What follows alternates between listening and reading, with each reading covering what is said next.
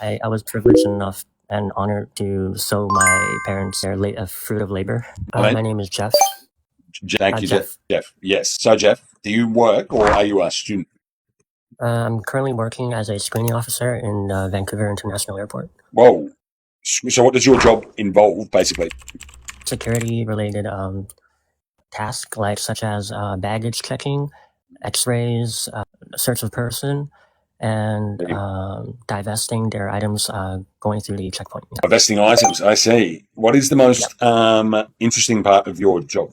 I would say the amount of unique items you come across in people's baggages, because you'd be pretty surprised what you can find in people's belongings. Yeah. Okay. Can you give me an example? Well, the most weirdest one would be adult toys, which is pretty embarrassing. But yeah. Other than that, you'd also find some large items such as teapots, blenders.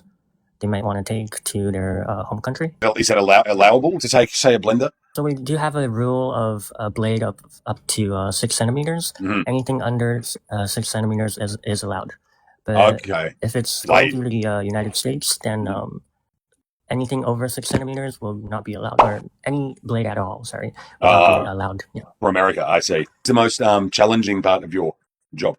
The most challenging part of my job would be, since very often people will go through your checkpoint, we probably take about around a few hundred passengers in a day.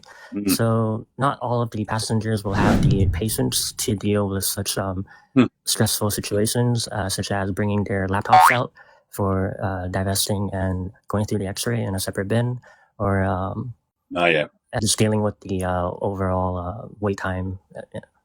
Really, even though they should know what to expect by now, surely, right? You would assume that, but some people do not remember, or they don't really care, I guess. I'm also surprised in that fact, yeah. Yeah, do you run into some bad manners then? Poor manners, especially from the American country. I know what you mean. Yes, interesting. So they're known to be the worst, are they? There's a feeling of entitlement or some kind of privileged attitude they would have towards you, as you are like a minority in a sense in their country. Okay, and most of my coworkers are actually Indians, so it also doesn't really help. Yeah, doesn't help. You mean doesn't help with Americans? You mean? Yeah, well, it doesn't help the Americans. Yeah. Okay. Yeah, there are a lot of Indians in Canada. Is that right? In general? Yes, particularly in Toronto right now, in a place called Brampton. Yeah. Oh, right, Brampton. I'm not sure exactly why, because I'm on the west side in BC. But there's a lot of focused Indian group in Brampton right now, because some of the universities are easier to get in, it seems. I see. Where is Brampton? Is it in Ontario as well? In Ontario, yes. Okay, so it's famous now, is it, for that reason? It's quite famous now, yeah. But they're also facing harsher standards right now with the government. So it's a lot more difficult to enter into Canada with a working permit right now. Oh, I see. Have they cracked down or clamped down on this? Yeah, they have been cracking down, especially on the asylum seekers recently. Oh, yeah. Because before it would be a lot easier to seek asylum and declare as a refugee. But right now, they would constantly check up on you in case you're not actually a refugee. Yeah. So you're saying some of these people are not considered to be legit? Yes, not legitimate. Yeah. Not legitimate. I see. Interesting. Jeff, tell me, how would you describe the Canadian people? Because Canada, sometimes the view of Canada is that they are nice, lovely, but they can be a little bit like, for want of a better word, boring, you know? The place can be boring anyway. Well, from my perspective, since I grew up in Canada, I was privileged enough and honored to sow my parents their fruit of labor, because I didn't come from like a rich second generation family.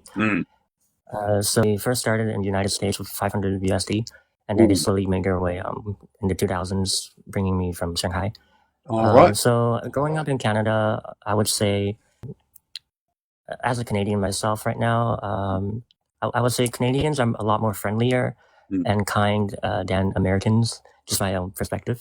No, that's trying to interesting. be, but also we are more multicultural Yeah. right now because America right now is under the administration of Donald Trump. So, but he's a lot more focused on the locals right now for America. Yeah. So are you saying that you actually have lived in the US as well? No, I've only traveled there a couple times. Oh, okay.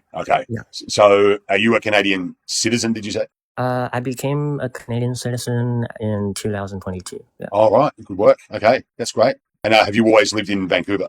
Yes, basically my entire life, almost. Yeah. Oh, actually, basically your entire life, just born in China, right? Yes. I see. I was born in Shanghai, China. Yeah, and I I came see. here when I was 7 years old. Yeah. 7 years old, did you say? Yeah, 7. Okay. Interesting. Well, no, it's a great story, mate. And honestly, so $500. So you can definitely say you didn't come from old money.